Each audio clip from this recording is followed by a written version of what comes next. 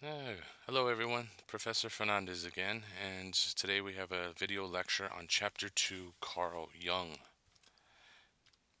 What we will be discussing today is introversion versus extroversion, personality types, the unconscious, personal and collective, and then archetypes, which include persona, ego, shadow, animus, and the self. All right, so brief background, Carl Jung was the son of a pastor. He had a very religious upbringing and very much a loner.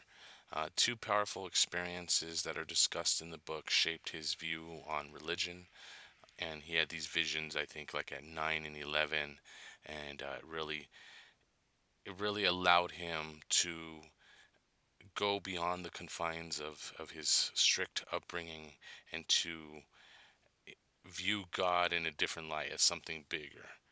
That's the way I take it from what I read. Considering his personality to be split between this insecure and uncertain child on one hand and this wise old man on the other. He had Freud as a mentor, but eventually broke from Freud to develop his own theories.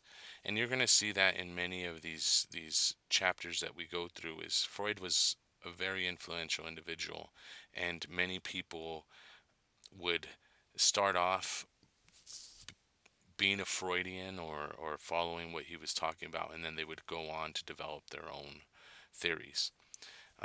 When he was 69, he almost died of a heart attack, but again had visions, and after that wrote most of his important work. So, the first thing to introduce is the personality typology. So, he said individuals have two basic attitudes about themselves. Individuals have both, but tend towards one. And you may have heard these in personality today when the big five is the one of the tests that we have evident or faith in because it's supported by empirical evidence. What you'll find is one of those domains is called extroversion versus introversion. So, what is introversion? What's extroversion? Introversion is inward oriented, thinking about thoughts and feelings and how the world affects them. Um, so these are the individuals that it sometimes takes energy to be around other people. If you have a social event, you have to prepare yourself. My wife is very much like this. When we have events, I'm the other side of that coin. I'm an extrovert, and so I really love social gatherings, and I look forward to them. I get energy from them, whereas she might uh, have to prepare herself for it.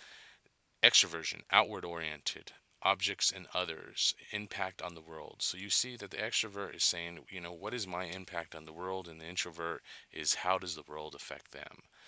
Both of them could have problems. The introvert can be a problem if they lose touch with reality since they're so much inward oriented.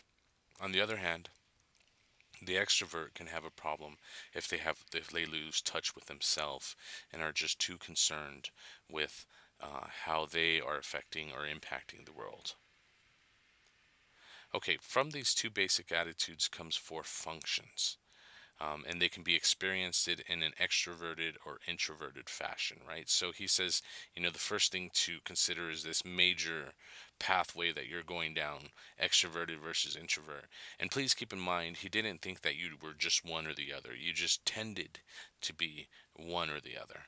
And from there, he has four functions, and they're paired up into two, two pairs. And the first pair is called thinking and feeling.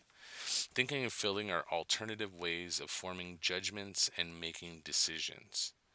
So, thinking, what does this mean? Consistency and abstract are valued. Great planners, but hold on to plans even when there is contradictory evidence. So, individuals, when they approach the world and they approach a new person, a new event, something new, they say, what does this mean? How does this have meaning? And if you're the introvert, how does this have meaning? Um, and how does it affect me? The extrovert would say, what does this mean? And how can I use it to impact the world?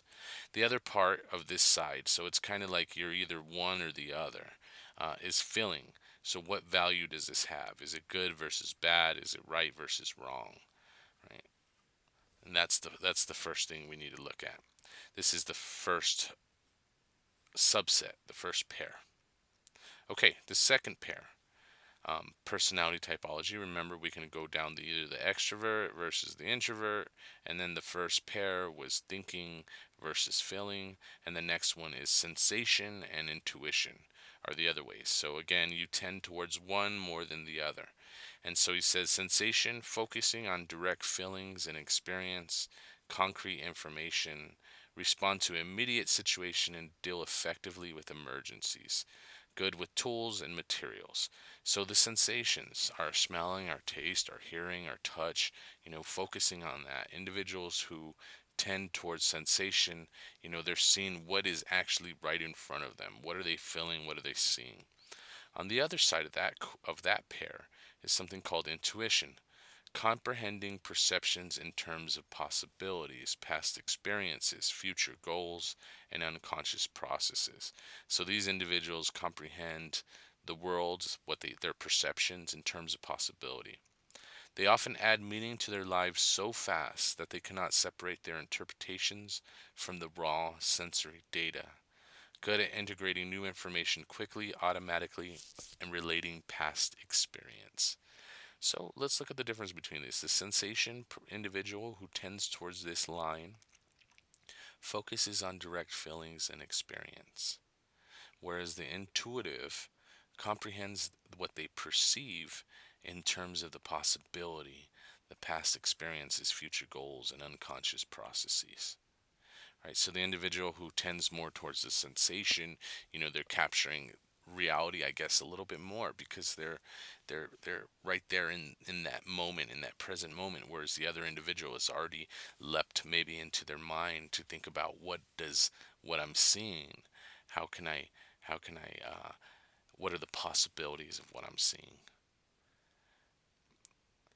All right, so for all of these, and I kind of want to show you, let's look at this one. We're going to come back to that slide. But Jungian types, thinking versus feeling, are on opposite ends.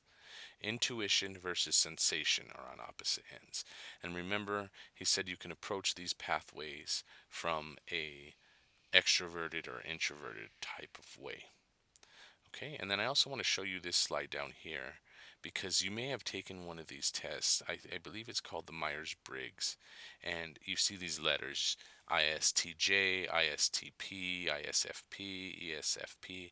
So if anybody is able to find a simple test that we can take online that would give us these personality types, I would be very appreciative of it.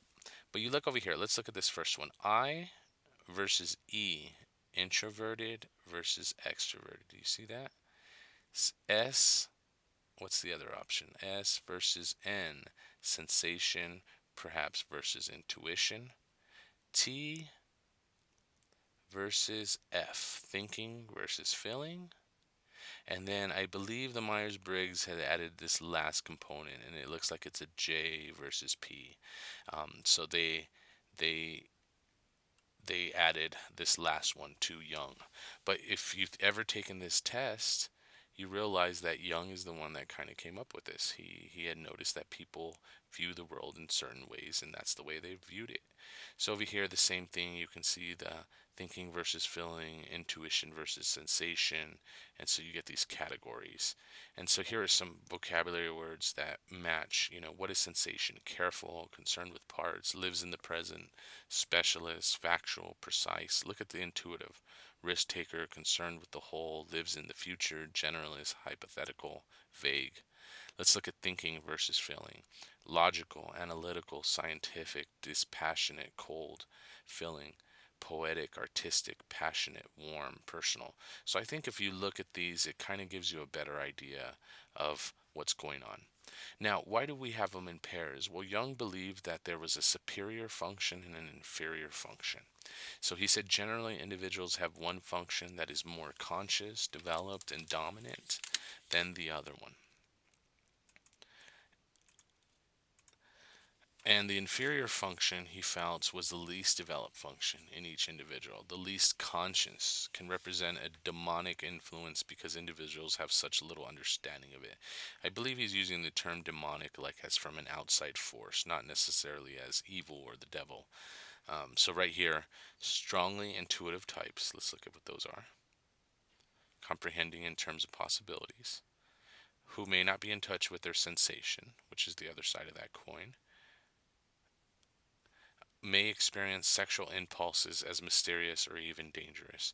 So when we have this impulse, this sexual impulse, we are aroused by, the person we're with, or even maybe someone forbidden.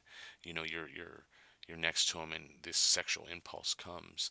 Then someone who is intuitive and is not necessarily in the reality of sensations, of their own sensations, they may not know where it comes from, and they might, feel like, what is this? Where is this coming from? Okay, so I think we wrap that up. You can look at these charts and read the book for more information. But the next part we're going to talk about is the unconscious. Now, we were introduced to the unconscious with Sigmund Freud in the previous chapter. Jung, believed that and extended it. He believed that by nature the unconscious is unknown and that it can be divided into two parts. Okay, so what is consciousness again? Consciousness is anything you're aware of at any given moment. What is the unconscious? The unconscious is everything we are not aware of.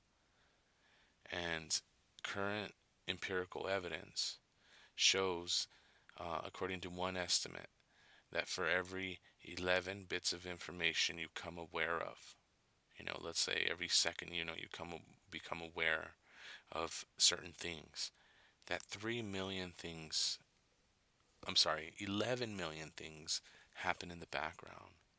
So this unconscious is real. Our mind has many, many, many, many, many processes compared to what we are actually aware of. Okay, so he splits the unconscious into two parts. This is where he kind of drastically pulls away from Freud. The first part is the personal unconscious, stemming from an individual's past, memories that are painful or unimportant enough to be dropped from consciousness. So either stuff that is mundane and unimportant gets thrown to the unconscious, but also he claimed that memories that are painful, things that we don't want to remember. The collective unconscious, the center of all psychic material, contents and images appear to be shared with all time periods and cultures, and reflects humanity's evolutionary history.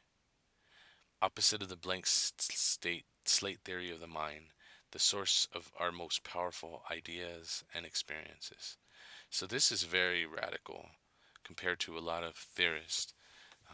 And the idea here is that there, across all human existence, time and place, that there is a collective unconscious, that there is this unknowable, um, hidden materials or forms. And there's a couple things. At first, this sounds a little crazy, like how is there, what is this? But I want you to introduce a couple of things that lead me to believe that this is possible. The first one I learned in a psychology class at the University of Arizona. And if you look up the word akashic, the akashic field, these real theoretical physicists, hardcore scientists, believe that there might be this field of knowledge that exists in the universe that we can tap into. Also, you will find that when certain discoveries have happened across the world, usually one person becomes famous for it, but weirdly, oddly, there's others in other parts of the world who came to the same ideas around the same time. We only know of the most famous persons because they're the one that everybody knows for this discovery. But you'll find that someone else had came to the same idea at the same time. I think that's another incredible thing about it. Also, in quantum physics, there's something called entangled particles, and where you can shoot one particle at the speed of light in one direction and the other in the other direction. And we know nothing that goes faster than the speed of light. But once these particles have, entangled or come close to each other, once they split apart in opposite directions, if one changes over here, the other changes as well. And I just think a couple of these facts are pretty incredible, pretty still mysterious. Like, and so in that frame of mind, that's how I want you guys to take it, is to be open to this idea of the collective unconscious. Again, he says that there's images that appear to be shared with all time periods and cultures, and it reflects our evolutionary history. The blank slate theory of the mind is this idea that we come out like a blank slate, like a blank sheet of paper, and everything is written onto us. Um, this theory kind of says we're already born with some evolutionary past that's kind of hidden in the unconscious. Um, from a human growth and development point of view, the brain does come with all these connections, and these neurons in our brains that form connections, and you already come out pre-wired. And the incredible thing is, somewhere around early childhood, unused connections in the brains get pruned like a tree branches that they're not used. The brain goes in and starts cutting off branches that are not used. And the question is, what were those connections? What were those unused things? Okay, so let's move on to the next slide.